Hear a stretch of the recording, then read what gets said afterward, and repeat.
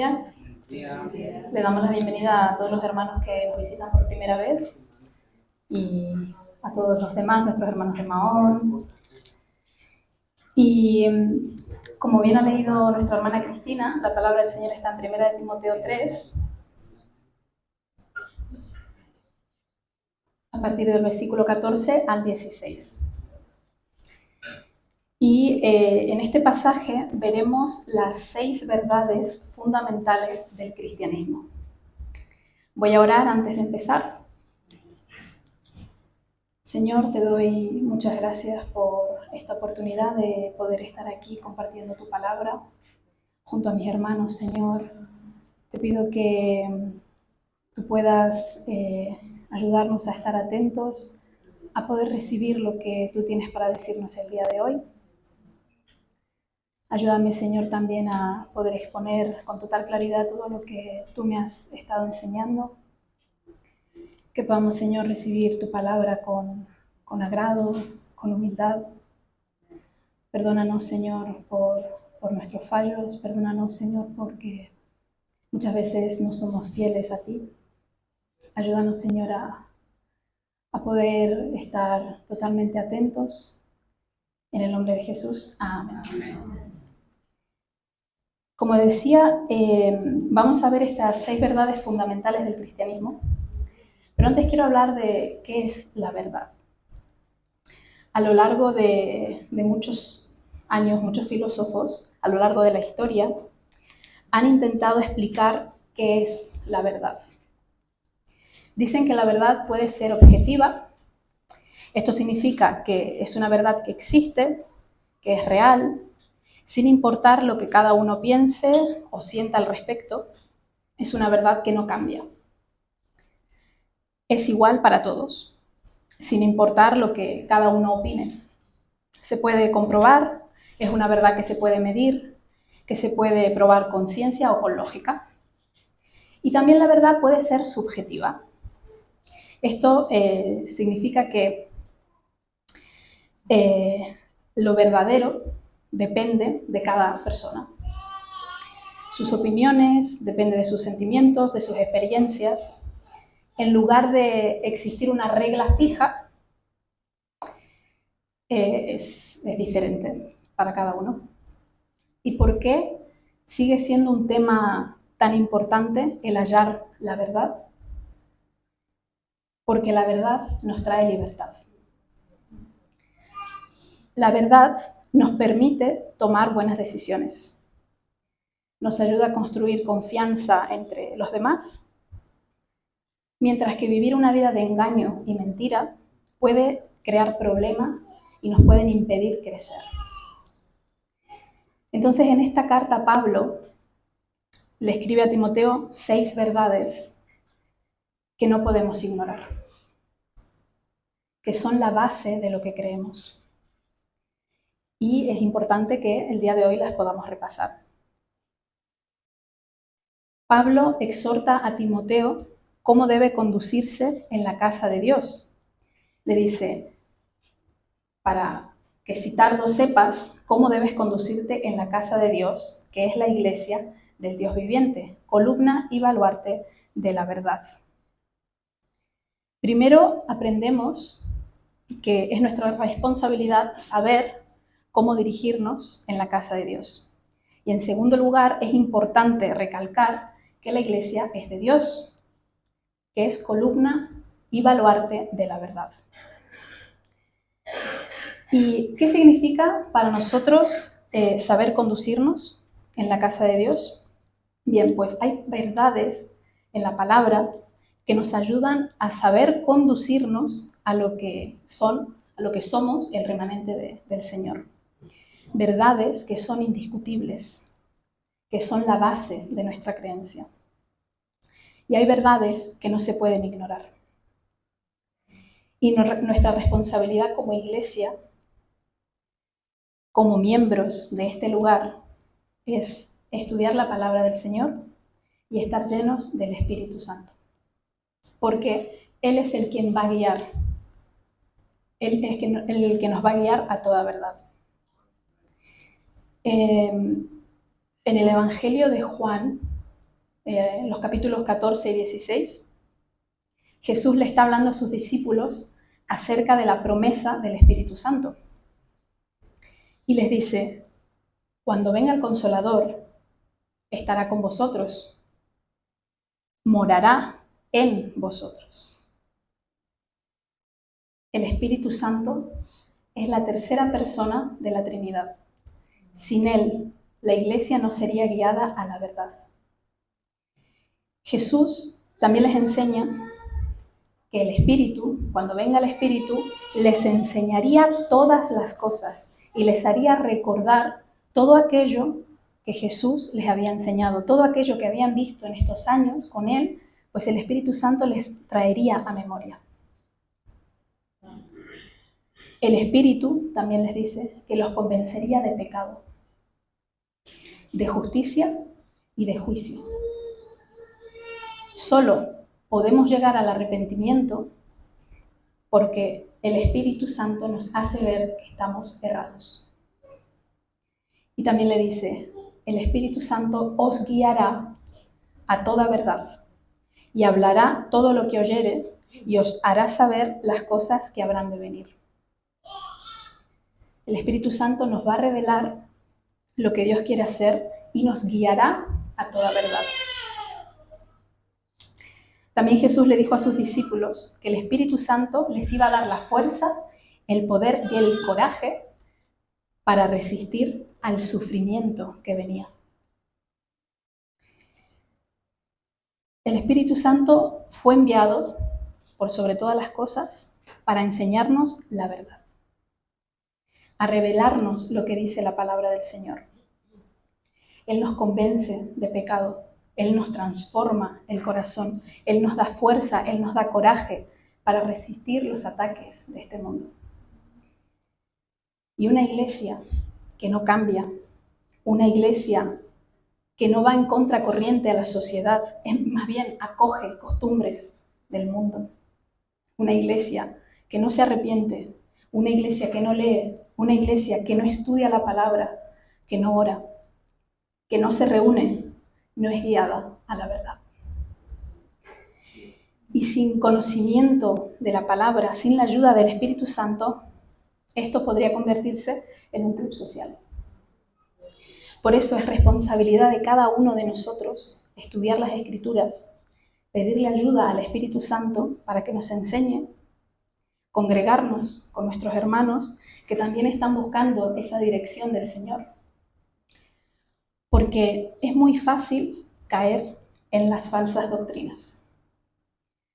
Hoy en día tenemos tanta información en Internet que muchas veces nos creemos todo lo que ahí se cuenta.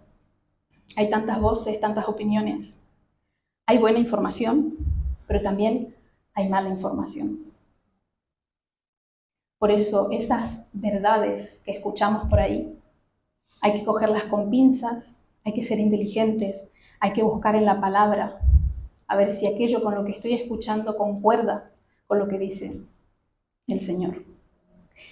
Y vemos que ya en esta época, en la época de Pablo, ya sufrían de lo mismo, de las falsas doctrinas. Por eso Pablo le advierte a Timoteo en esta carta sobre las falsas doctrinas. Si vais una hojita hacia atrás, en el capítulo 1, el versículo 3, el título es Advertencia contra las falsas doctrinas. Y dice, versículo 3, como te rogué que te quedases en Éfeso cuando fui a Macedonia, para que mandases a algunos que no enseñen diferente doctrina, ni presten atención a fábulas y genealogías interminables, que acarrean disputas más bien que edificación de Dios, que es por fe. Así te encargo ahora.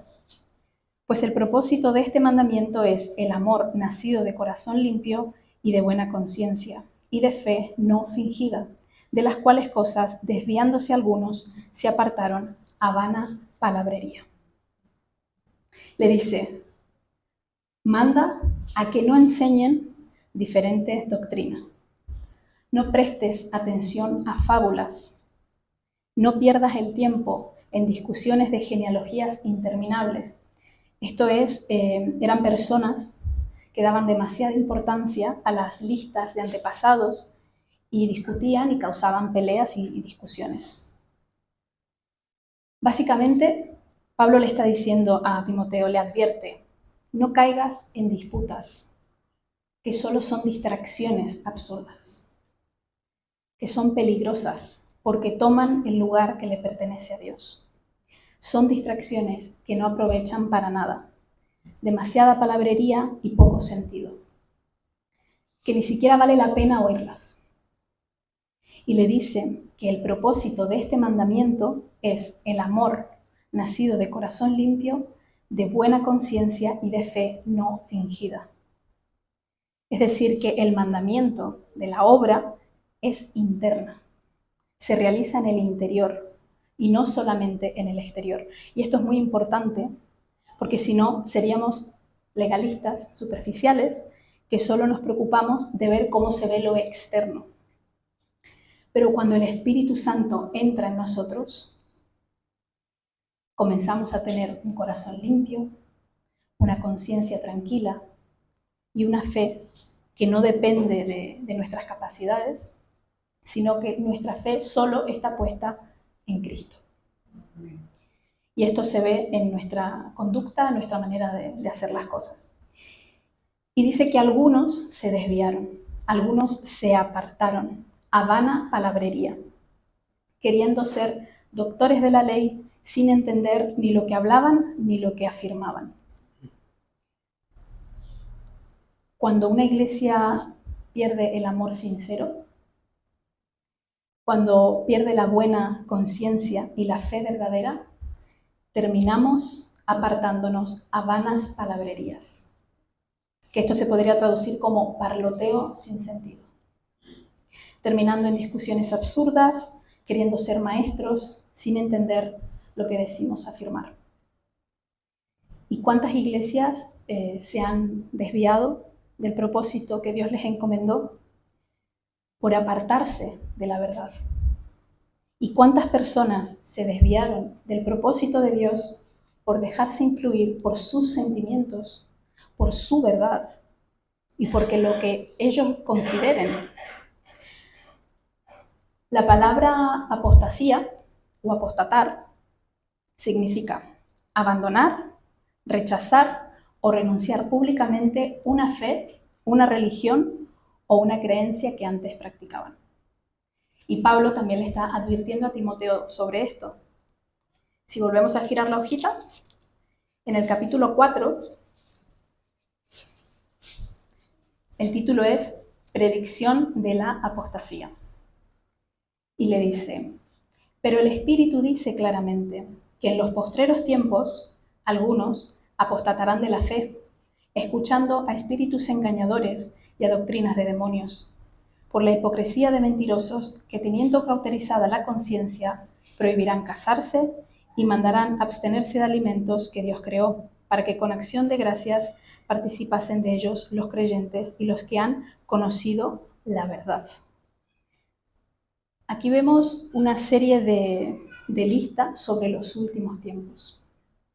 El peligro de la apostasía, el peligro del engaño y el peligro de las falsas doctrinas. Algunos abandonarán su fe por escuchar a espíritus engañadores y hacer caso a doctrinas de demonios. Y no podemos olvidarnos que estos espíritus engañadores, estos demonios, también conocen la palabra, pero lo tergiversan. Cuando la serpiente habló con Eva, él le dijo, no van a morir si comen del fruto, sino que seréis como Dios, engañándola así a comer. Y nosotros no estamos exentos de estos ataques. Por eso la importancia de refugiarse en el Señor y ser guiados a la verdad de Cristo. Y el problema está en que existen estos engañadores, estos mentirosos, que afirman estar enseñando sobre la palabra mientras la usan como apoyo para sus propias ideas, teniendo cauterizada la conciencia, la cual alguna vez condenaron por haberse alejado de la verdad. Por eso, hermanos, no debemos estar dormidos, porque esto está pasando hoy en día. Creyentes que están siendo engañados, congregaciones enteras que participan de doctrinas de demonios.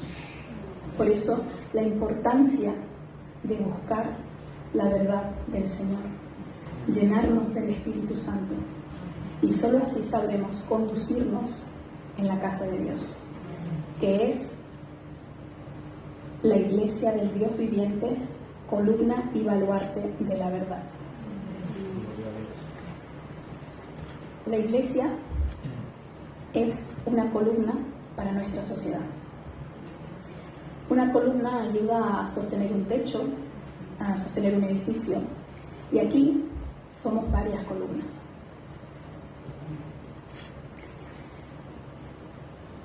Para mostrar al mundo sobre la verdad de Dios. Somos baluartes de la verdad. Esto es una muralla o una defensa fuerte. Esto significa que debemos proteger la enseñanza divina y no dejar entrar falsas doctrinas. Guardar las enseñanzas de Jesús sin cambios y enseñar con el ejemplo, mostrando una vida recta y honesta a la sociedad. El fundamento de la iglesia es la verdad. Y tristemente hoy en día hay iglesias que cuentan medias verdades y por lo tanto son pilares débiles e inestables. La iglesia sostiene la verdad de Cristo para que el mundo pueda verla. Por eso no solamente basta con saber la verdad, saber las Escrituras, sino también ponerlas en práctica.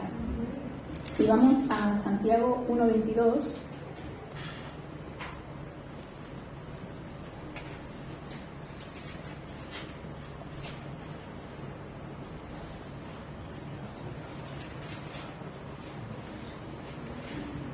dice: pero sed hacedores de la palabra y no tan solamente oidores, engañándoos a vosotros mismos.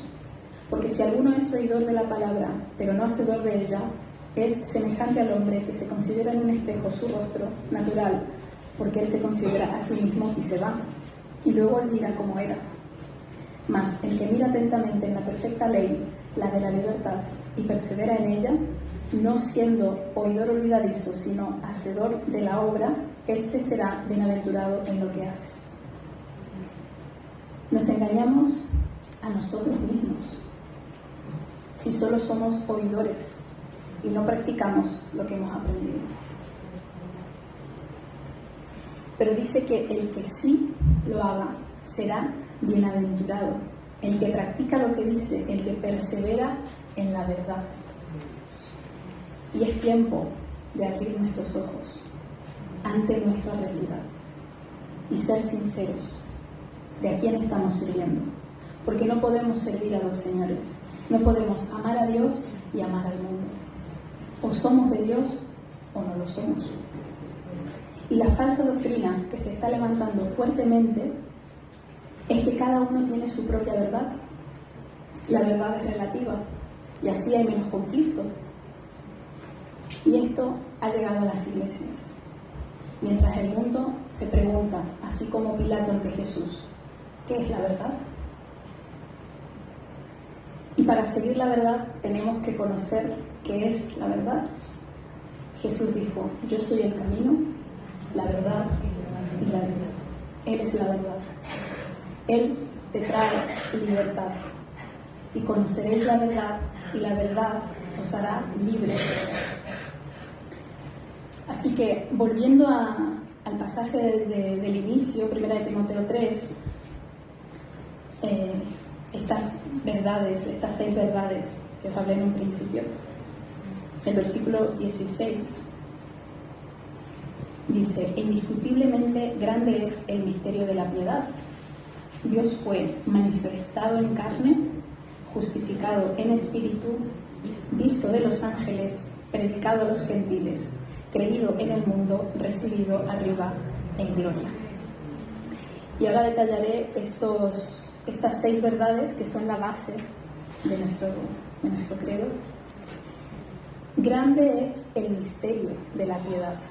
Esto no significa necesariamente que el Evangelio es un enigma oculto que hay que descifrar, sino que es una verdad divina que el ser humano no podía descubrir por sí mismo, sino que Dios decidió dar a conocer a su tiempo. Y dice, primera verdad, Dios fue manifestado en carne. Esto es la encarnación de Dios Hijo. La segunda persona de la Trinidad se hizo hombre, justificado en espíritu. Jesús, cuando se bautizó, el Espíritu Santo, el Espíritu de Dios, descendió sobre él como paloma y vino sobre él. También en su resurrección, podemos ver que cuando estaban en Pentecostés, que vino el Espíritu Santo, Pedro hizo su primer discurso declarando que Dios resucitó a Jesús, al cual ellos fueron testigos, y que fue exaltado por la diestra de Dios, habiendo recibido la promesa del Espíritu Santo, que había sido derramado en ese lugar. Visto por los ángeles. Hubieron muchas ocasiones en las que Jesús fue visto por los ángeles. Cuando Jesús estuvo en el desierto, estos 40 días, estuvo siendo tentado por Satanás, estaba rodeado de fieras, dice que los ángeles le servían. Luego en el huerto de Getsemaní, antes de ser entregado, Jesús fue a orar allí con algunos de sus discípulos. Él se apartó un poquito y le pedía al Señor que apartase de él esta copa, pero que se hiciera su voluntad. Pues dice que en este lugar se le apareció un ángel del cielo para fortalecerlo. Y otro ejemplo es cuando él resucitó, los ángeles removieron la piedra y hablaron con las mujeres que venían al sepulcro. Pablo menciona esto para mostrar la grandeza de este evangelio, de testigos divinos que presenciaron momentos claves de la vida de Jesús, en su vida, su muerte y su resurrección. Predicado a los gentiles y creído en el mundo. El Evangelio ahora es para todos, no solo para el pueblo judío. Y Pablo cumplió con esto, predicando de Jesús a los gentiles, llevando el mensaje de salvación. La manera que Dios tiene para producir fe en los corazones de nosotros, en los corazones de los seres humanos, de los hombres y mujeres, no es con imágenes, no es con la música, no es con los símbolos, sino es escuchando la palabra del Señor. Y esto es lo que nosotros debemos hacer, llevar el mensaje de salvación, porque esto es bueno y agradable delante de Dios nuestro Salvador, el cual quiere que todos los hombres sean salvos y vengan al conocimiento de la verdad. Y última, recibido arriba en gloria. Jesús ascendió a la diestra de Dios, cumplió su obra por nosotros y está presente intercediendo por los suyos.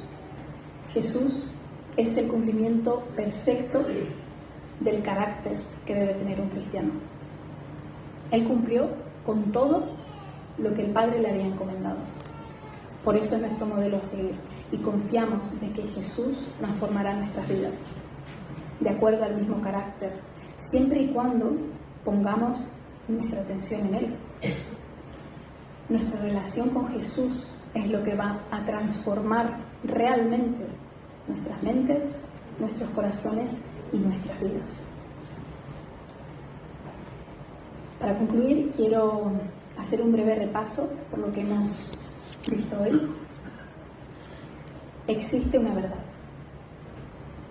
y esa verdad es Jesús.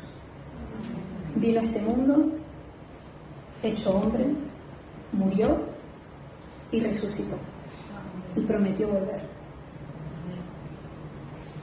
Estamos en los últimos tiempos, en donde se levantarán falsos creyentes que, influenciados por espíritus engañadores, arrastrarán a muchos. La Iglesia no puede estar dormida ante estos ataques. Y con oración y sin descuidar la palabra, debemos permanecer fuertes con la ayuda de su Espíritu Santo. Y parafraseando un poco lo que dice el capítulo 4 al final, no perdamos el tiempo en fábulas. Busquemos la verdad de Cristo en su palabra, recordando que cada uno tiene una misión como miembro de la Iglesia de Cristo. Cada uno de nosotros es una columna que tiene que estar fuerte. No descuidemos lo que Dios nos ha dado.